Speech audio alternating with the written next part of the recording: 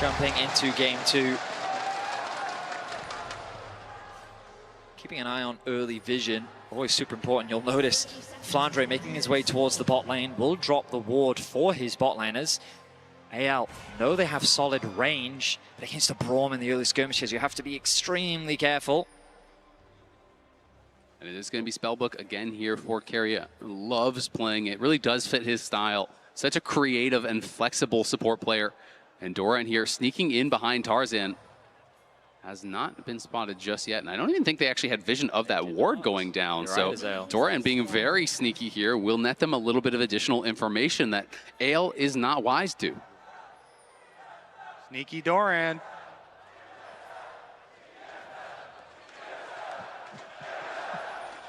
Oh, a classic. And he's still alive after all. Oh my god. You know, there may very well be League players today that have no idea who TSM are. That's fair. Congratulations, though, to Guma and Owner. They're passing Maple and Peanut for 8th all-time, 145 international games played. It still seems interesting to me, like it doesn't quite compute in my brain that these T1 players are now such veterans of international play, because every time they show up, they have such deep runs. Exactly, and they've created such a large fandom with everyone really following the long journey that they have had. The journeys for the junglers in this game are both going to be top towards that bottom. Of course, the deep ward that we saw placed up by the Raptor pit will alert T1 to Tarzan's pathing. Exactly. I'm curious as to how Ona will respond as the poke continues to come through. Early heal used by Carrier to sidestep some of the poke coming out from Hope.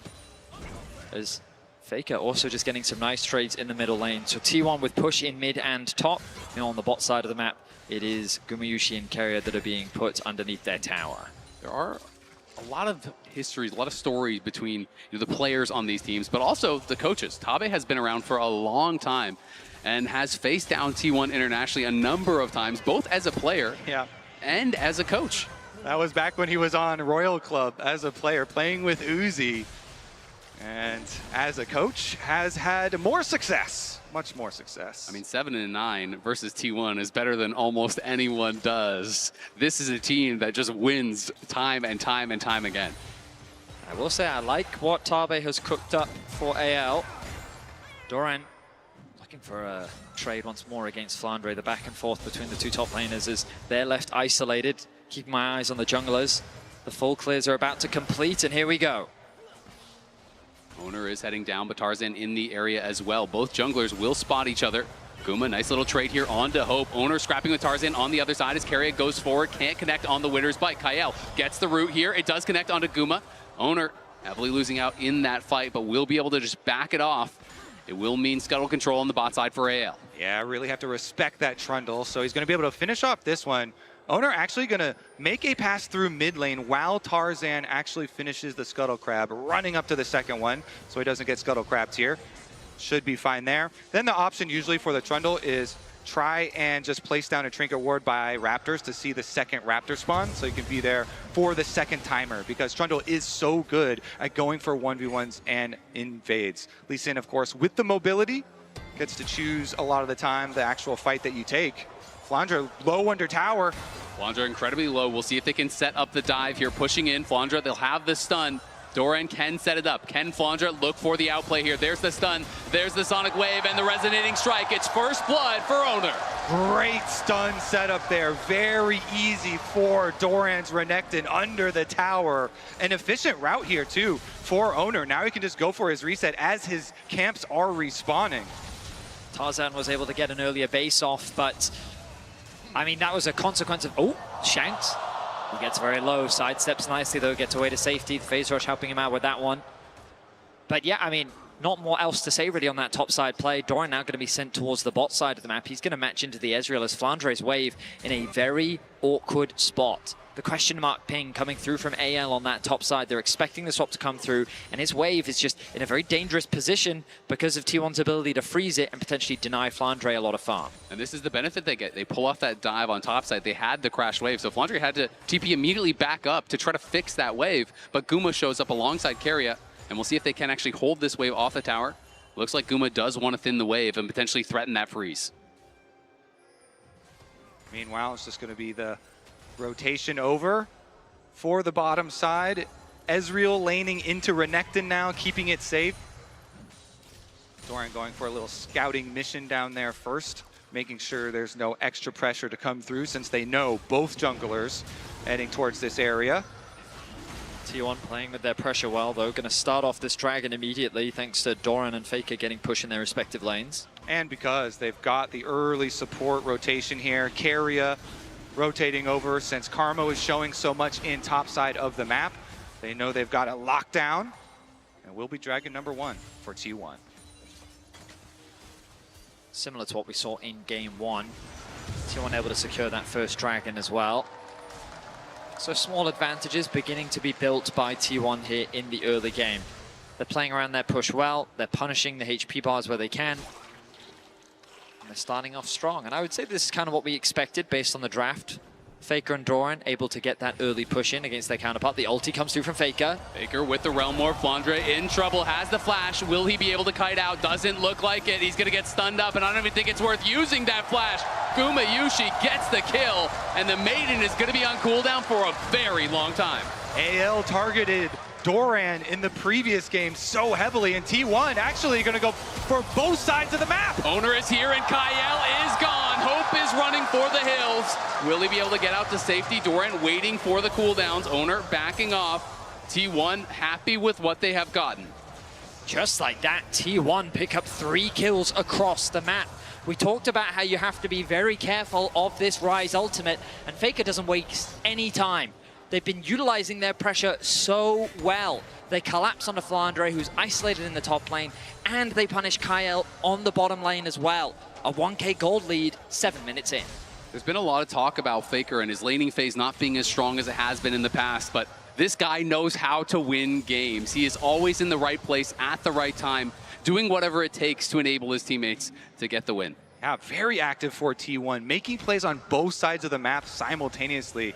And I used Osman, and on the reset timer, Owner going towards the bottom side, getting one there as well. T1 building another early lead. AL's teamfighting has been so good, though, so they'll look to try and take it back once we get to the mid game. Not a lot of engage tools here, though, so Tarzan can show up, but as long as T1 respect the fact that he is there, there's no Alistar to set him up, there's no Nautilus to lock them down. You know, it requires an overextension from T1 to really get chased down and killed. And so AL instead will start up the objective. Bit of damage being thrown down onto carriers. Owner tests the waters. The grubs being collapsed on by T1. Here comes Doran as well from the river. Yeah, Doran is running up here. Tarzan gonna be able to grab the first one. Kael looking, and Owner goes in. Owner jumps back out. Safeguard to safety. Tarzan has to flash as Faker and Guma were putting the pressure on. Tarzan just barely able to survive. There's the shockwave coming in, but Keria throws up the wall and does survive. KL now in trouble. Faker trying to get in range here. Can't quite finish him off. A lot of low health bars, but no one goes down. And someone is going to have to answer Flandre in the bot lane because no one has TP right now from T1. So instead, they will try to keep the pressure on top here. Doran is behind him. They know that they're going to give up plates on bot side. Will T1 try to force the dive? Doran, if he's going to go, he has to stop that recall now. Kael incredibly low, flashes forward, gets one. Can he get in range for the slice? The dice, the stun, the croc is here, and he is hungry. It's Doran extending the play. He was pushing mid lane, then goes up through the jungle here, as you say, to trap them behind the secondary tower. They do sacrifice something on the bottom side, a little bit of turret plate money to Flandre, but very worth for T1. T1, 5 kills to 0. We're not even at the 10-minute mark, but they are looking to skirmish. They are looking to fight where they can. We talked about it in the draft, how this Braum can provide so much value in these extended fights. And after chipping away at AL's HP bar, they knew that they could chase for more. A healthy gold lead, the Dragon spawning in about 1 minute and 15 seconds. And T1 in a fantastic position here in the early game. Doran at the center of much of the action here, involved in all but one of the kills. A significant gold lead, even though he gave up some plates and CS on the bot side to make that move. He's been put in a position to succeed here, and the pressure will be on him to do so. Yeah, meanwhile, into the side lanes here for Faker, for Ryze. Comfortable position as they have Keria kind of rotating over. There's plenty of vision for Shanks, so it shouldn't fall under any pressure, but is going to start to be fairly difficult for AL as they move in and get those deeper wards through the jungle. Owner now going to replace some of his own. Keria sitting on that Spellbook Ghost. Could give him an opportunity to go a little bit more aggressive if he sees one. But for now, both teams, I think, content to just continue farming here. And T1 does feel like they're in much better position around this dragon. They have the vision control in the river, but AL does have a couple of deep wards, so we'll at least be able to spot a potential approach from T1 if they go for it. Oh no, with the Sundered Sky finished means that he is so strong on this Lee Sin. Notice that he's just abandoned his topside camps, made a beeline towards the bot lane, with Tarzan being spotted on the top side as well. There should be an uncontested dragon that T1 will start immediately. Good vision coverage around the river, and Keria recognizes he doesn't need to be around the dragon, so instead he can make his way towards top, try and prevent the dive. And T1 are calling Keria over to help Doran defend. Doran in a lot of trouble, pops the ulti, slices out of safety. Keria goes in, hits the ulti. Tarzan in trouble, but Flandre is the one tanking the turret for now. Keria popped the ghost just to get there in time and use the flash to help save Doran. Great allocation of resources here from T1. Braum is so good at defending. They call for the rotation from Keria. He gets there initially, and that's going to be enough. They will hold it while taking the dragon. Shanks in trouble. Shockwave connects onto Faker, but Shanks has nowhere to go. Tanked up by Faker, knocked down by Owner. Another successful play in the side lanes from T1. They extend it to 6 kills, and AL is getting nothing on the cross map. A few camps are being stolen, but Doran is just a monster. And with Keria at his back, this play feels impossible for AL. T1 in a fantastic spot, reading the movements here, and now Tarzan in some trouble, has no flash, and he's got nowhere to go. You have to think, slowed down, stunned up, and Keria takes him down, but on the other side, Doran gets knocked down by Kael and Flandre. Flandre, though, potentially has overextended here. Guma gonna look for the chase. He's sped up by Kael. Can Keria connect on the Winter's Bite? He can. He is slowed down. Guma trying to get in range. The dash not there just yet. Looks like they will be able to walk it out. Yeah, a little bit of an overextension there. Tarzan goes really deep into the jungle, but because Guma had not fully recalled, he gets punished. They get the extra kill, and that means they can push back out for more turret plate money here. At least a little bit of tower damage. Guma feels confident in the 1 versus 2. He doesn't even have Keria near him. Got it. But with how strong he is on the Lucian, he is now level 9. Hope just ticking over as well. I mean, T1 is accelerating this game at a rapid pace. 13 minutes in, the kills are 7-1. And bear in mind, while Tarzan was on the top side trying to make a play happen, he was able to steal away a Gromp. Owner just took his entire bot side jungle. He has nearly a full level over Tarzan right now on this Lee Sin. He's continuing to ramp up. And it feels like that as we get closer to this Herald, this 3rd dragon, T1 can just force these fights that AL is not strong enough to contest just yet. They absolutely will, and they already have the feats of strength, have those upgraded boots through here for T1. A lot of magical footwear though, so not a lot of value grabbed from it just yet, but will be coming through soon, you have to think, as Tarzan in the area, trying to see if Doran would go too aggressive. Owner and Keria are here as well. Tarzan will spot them. Kael there trying to keep him safe. Tarzan now is the target. Will be able to back up. Nice pillar. Buying some time as Keria will pop his barrier there with the spellbook and stay safe.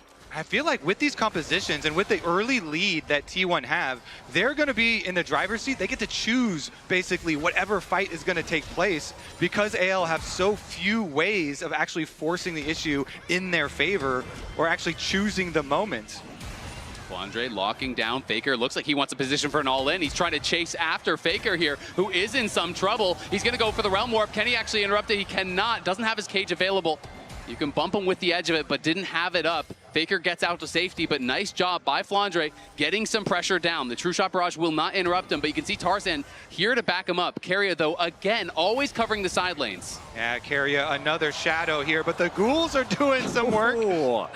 Oh, Tarzan's behind him, and now I think they are going to go for the dive. The TPs are coming in. Tarzan has his eyes on Faker. Kael there as well, but Owner is coming in. Teleport response from Doran. He is on Shanks. Tarzan's fighting on the other side. Doran trying to take down Shanks. He flashes forward. He takes him down. He's looking for a second. Flandre now in trouble as everyone piles in onto Doran. Doran will fall, but can AL get out? Another teleport coming back. It's Faker re-arriving to the fight. Owner kicks off Tarzan, takes him down, and Flandre trying to kite for his life. Kyle has the tether in onto Keria, but here comes Gumayushi and Faker. Owner fighting, the maiden living, Owner surviving as T1 wipe AL out of the bot lane. The collapse from T1 left AL in ruin. They lose 4 members in that exchange, and it all started with them trying to dive Faker. They see how low his HP is. The TPs come in rapid succession, but the arrival of Doran swings the fight. Yeah, Keria locket shields there, and then Faker's gonna be able to recall. Doran, though, just absolutely destroyed Shanks, deleting him. Did go for the flash, and in the end, he does go down. But as you say, the rest of T1 are able to collapse, and you'll see there on the mini-map, Hope the Ezreal cannot join, so he just goes back to push the mid wave. I mean, Owner, we talked about how strong he is at this point in the game, and you can see while Flandre still does a lot of damage thanks to the Maiden, it wasn't quite enough. The collapse from T1 was swift. And now they find themselves with 11 kills, 16.5 minutes in. And it's a small thing, but a critical one. Flandre didn't focus down the tower when Shanks arrived. So when Doran stunned him, the tower was on him. The tower bot lane lived with like 10 HP down there. So that got so much extra damage to help Doran knock Shanks down immediately. Yeah, this one's snowballing so heavily in favor of T1. Should be effortless to pick up Dragon number 3 for themselves with a large gold lead with so much CC to their advantage. Should be able to push in on AL. I guess the silver lining to that tower not going down earlier, they've got objective bounties on it, so they can hope to try and get an objective bounty on that tower standing there. You look at that thing and it's gonna die. 25 HP on the tower. Oh, Kyle, he's in danger. He is, but Hope is here, as is Tarzan. Owner should be fine here. Relmore coming through. Faker posturing aggressively, but Tarzan trying to turn the damage down. Owner, nice kick back, looking for Kyle. Is going to try to get out to safety, but there's the shockwave over the wall from Shanks. AL low on health. Can't extend the play here. Hope shifts forward aggressively. Does get some good poke down. That is kind of the gold difference in action. AL just don't have enough in the tank to punch through these health bars. And I just love that T1 is recognizing the strength of their composition. It's good at skirmishing. That was a 2 versus 3, and they just went in. They know that in these smaller fights is where they can really outplay their opponents and get the better when it comes to the damage. And AL, when it does extend into these bigger fights, it's not like it's a straight-up 5v5. It's like a 2 versus 3 that then turns into another 3v3 because someone ends up falling. The tower will finally go down. AL's first of the game. They get a bit of gold back, but it's still a 3.5k gold advantage for T1. Yeah, it's going to be a drop in the bucket, honestly, with the way that this game has been going. Owner with 1,000 individual gold lead. Rise here going to be so problematic in the side lanes that now it's going to be, wait a second, Keria. Keria very far out, but does flash back and jumps over to Faker. Keeps himself safe. I mean, this is a ridiculously fast dragon stacking game as well. You're looking at a soul that could be here around 22 minutes if T1 are able to do it right on spawn. I don't see any reason for them not to do it right on spawn with how they can set it up too. Outer towers down, they can move in, place the prerequisite vision here through the blue quadrant of AL. And again, since AL, really the only kind of plan is to split push with Flandre or try and walk right into them and hope for a good shockwave placement. T1, yeah, they do just that. They fully take over jungle vision, take out that outer tower, and will set themselves up nicely. Doran gonna drive it in for a second charge here. And this tier 2 tower, not long for the world. Flandre's in the side lane, gonna be hunting for that bounty. We can already see pings from T1. They are gonna be heading up there, sending Doran to respawn. And Flandre knows he cannot stay around to try to knock that tower down. So T1, again, an unanswered play here. 2 towers in the mid lane and extending that gold lead to nearly 5,000. Faker, though, could be in trouble. Can they actually knock him down? Do they have the interrupt? The shockwave does stop it, and Faker does get shut down. The gold goes to Tarzan. So the mid laner finally falls, and AL claw back a bit of gold, but T1 have already extended that lead after taking so much in the middle lane. Top tower still relatively healthy. Guma pushing in another wave in mid. Artican about to spawn on the top side of the rift.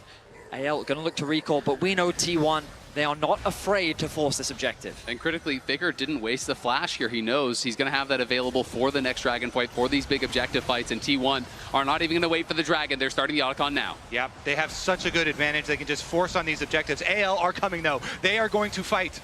We'll see if they can find their way in. Keria not allowing them to get past here. Guma in a good position. Tarzan trying to force his way in, but they're immediately turning around to him, and the culling is getting so much damage down. Doran into the back line. Hope over the side, trying to go in. He shifts in onto Keria, but it's a shutdown there over on Owner. Shanks is trying to run as Faker is behind them. Doran and Faker. It's a triple for Guma, but it's a solo laner is getting so much work done. Doran flashes in. Hope tries to shift out. Gets back over the wall with the flash of his own. Shanks now running from Faker. Doran trying to corral Hope here. Hope looking to try to make an outplay. Shanks on the side. Faker flashes in. He takes him out just as his teammates do the same to Hope. T1 get an ace, and they're going to claim the Otacon. They may lose Owner, but they will take every last member of AL, including the Otacon. And then look at the Dragon just 50 seconds away afterwards. They can reset and move their resources over to the other side of the map.